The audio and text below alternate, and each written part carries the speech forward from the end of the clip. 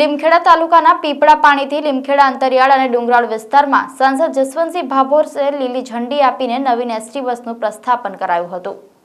આઝાદીના 77 વર્ષ પછી દાહોદ સાંસદ જસવંતસિંહ ભાભોર સાહેબના અથાગ પ્રયત્નથી અંતરિયાળ અને ડુંગરાળ વિસ્તારમાં પીપળા પાણીથી લીમખેડા નવીન એસટી બસનું પ્રસ્થાપન કરાવતા વિદ્યાર્થીઓ તેમજ મુસાફરોમાં આનંદની લાગણી છવાઈ હતી। આ ગામમાં પહેલીવાર બસ આવતા લોકોમાં ખુશી જોવા મળી હતી।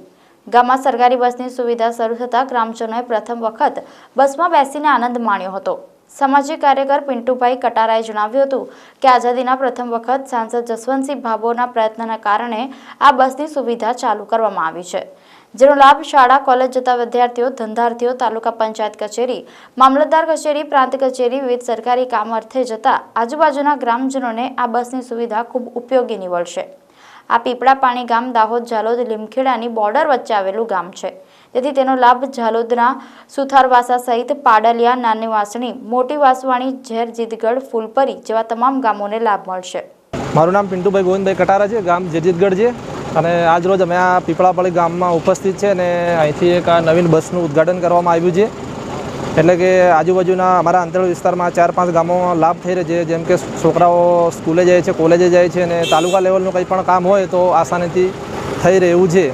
એટલે આજરોજ અહીં આપણા સાંસદ માનીને જસવંતભાઈ ભાભોર સાહેબના વરદ હસ્તે આ બસનું ઉદ્ઘાટન કરવામાં આવ્યું છે, જે પીપળા પાણીથી વાયા જેરીતગઢ ફૂલપરી થઈને લીમખેડા સુધી જશે। આ બસની સુવિધાથી કેટલા ગામોને લાભ મળશે? 4-5 ગામોને લાભ મળશે। આજુબાજુના જેરીતગઢ છે, પીપળા પાણી છે, નાની મોટી વાસવાણી છે, સુથારવાસા છે।